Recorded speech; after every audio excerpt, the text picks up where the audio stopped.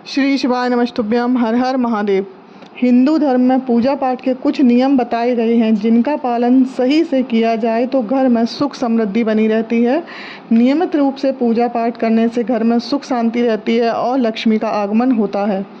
देवी देवताओं की पूजा करने के बाद आरती करना आवश्यक होता है। तो आइए जानते हैं कि पूजा के बाद आरती करने का सही तरीका क्या है। कभी भी उस दीपक से आरती न करें जिसको आपने पूजन के लिए जलाया हो। पूजन समाप्त होने के बाद में आपको आरती के लिए नया दीपक जलाना चाहिए। सबसे पहले आरती प्रभु के चरणों से प्रारंभ की जाती है। 4 बार भगवान के चरणों में आरती घुमाएं, 2 बार नाभि, 1 बार मुख पर, 7 बार सभी अंगों पर आरती उतारी जाती है।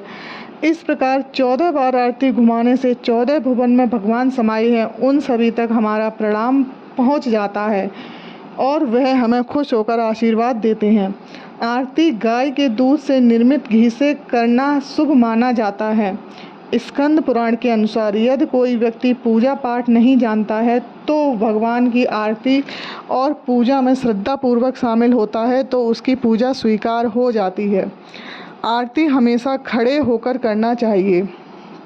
आरती करते समय थोड़ा सा झुककर आरती करें।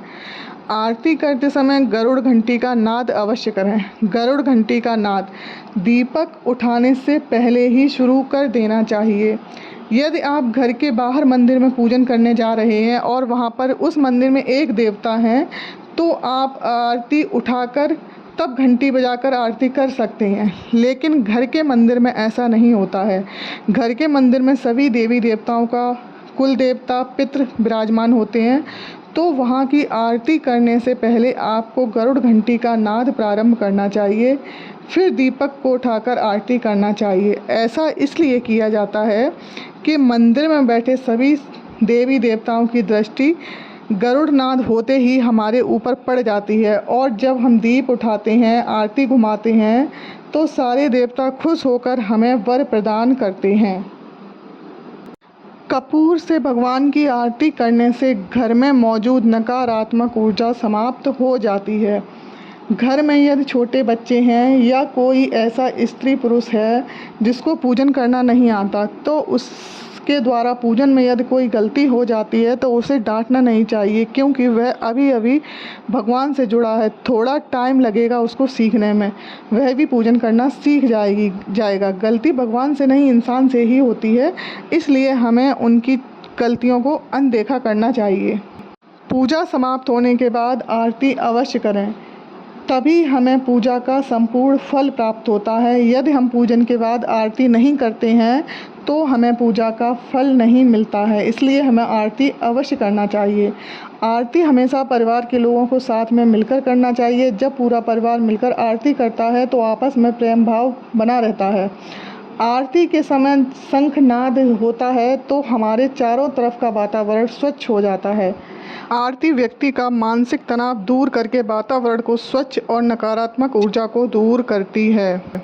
पूजन करते समय कोई भी सामान चढ़ाते समय यदि आगे पीछे हो जाता है तो ये मत सोचना कि मेरी पूजा स्वीकार नहीं होगी। ऐसा नहीं होता।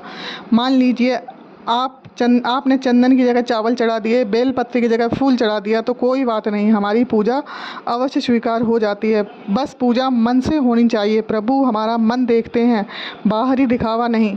आरती करने से तन मन पवित्र होता है और स्वस्थ रहता है। पशुपति व्रत में जो दिए जलाए जाते हैं उन्हें केवल प्रज्वलित किया जाता है, उन्हें उठाकर आरती नहीं की जाती। घर की आरती करते समय गरुड़ घंटी बजाई जाती है क्योंकि घर के परिवार के सदस्य घंटी का नाद सुनकर आरती में सम्मिलित हो जाएं। घर में नकारात्मक ऊर्जा घंटी के नाद से चली जाती है। घंटी का नाद करने से हमारा मन, चित्त, हृदय सब परमात्मा की ओर चला जाता है। घर में आरती हो रही है, घंटी का नाद हो रहा है तो आपने स्नान न किया हो तो भी दूर से आप उस दीपक के दर्शन कर सकते हैं, यानी कि आपको उस दीपक के दर्शन कर लेने चाहिए। ऐसा करने से आपके आधे दुख समाप्त हो जाते हैं। आरती के बाद कपूर जलाना चाहिए।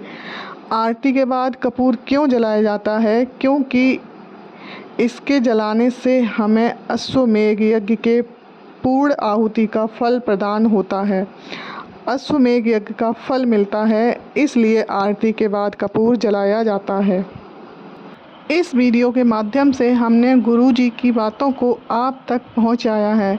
आशा करते हैं आप लोगों को वीडियो पसंद आया होगा।